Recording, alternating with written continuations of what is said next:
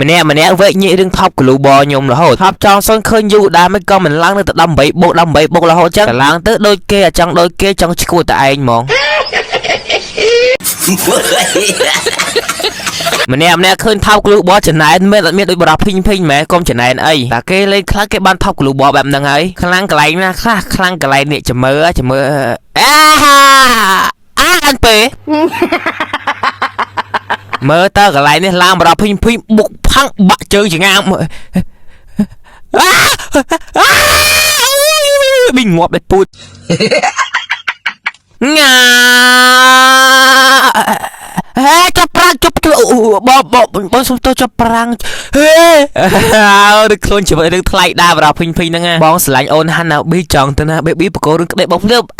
ចោលទៅនេះកុំជេរម៉ែបងគ្រាន់តែបុកពេញនឹងសោះហៅចូលមួយស្មើទៀតអីឌីសៃមែនអូនសំឡាញ់គុំទៅចោលបងបានទេពៅមាសកាយម៉ែ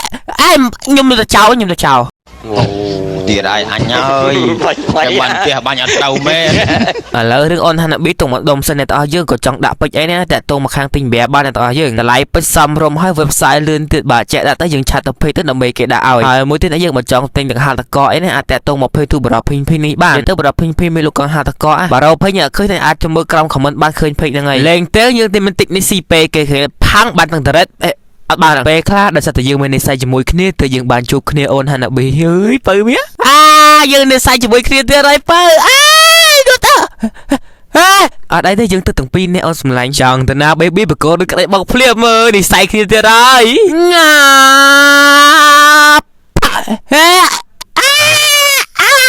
អរគុណច្រើនមិនដែរសេវនាទេសភាពបែបអូដាច់លុយចាក់បាល់ដាច់លុយចាសុំទីតកធូមួយបាទនេះ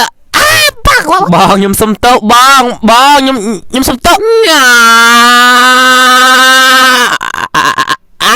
ឈ្នះបាត់ហើយធម្មតាមែនតែយើងមានថប់កលូប18បូកជិះឡើងក៏ឈ្នះដែរឃើញអត់